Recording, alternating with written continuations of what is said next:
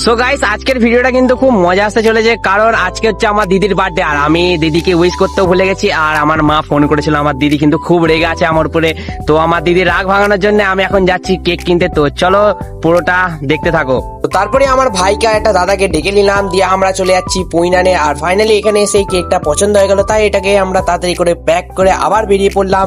আর এখানে এসি দিদি বললো কি তুই যখন ব্লগ বানাবি তো আমি একটু মেকআপ করে নিই, তাই আমার দিদি একটু তাড়াতাড়ি করে মেকআপ করতে লেগে গেল।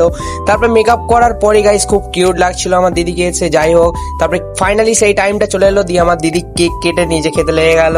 তারপরেই গাইস আমি কেকটা নিয়ে আমার দিদিকে খাইয়ে দিলাম। আর আমার মতন ভাই কজন পায় বলো গাইস, সে যাই হোক। তারপর আমার ভাইকে খাইয়ে দিলাম, দিয়ে আমি নিজেই খেয়ে নিলাম। আমার বান্ধবীটা আবার লোভ দিয়ে দিলে মুশকিল আছে গাইস, দানো একটুখানি ফেলে দিই, সে যাই হোক। আর তোমরা কেন দেবে গাইস, তোমরা তো আমার ফ্যামিলির মতো নিয়ে চলো তোমাদের ঘরে একটু খাইয়ে দিই, হাঁ করে খেয়ে নাও গাইস।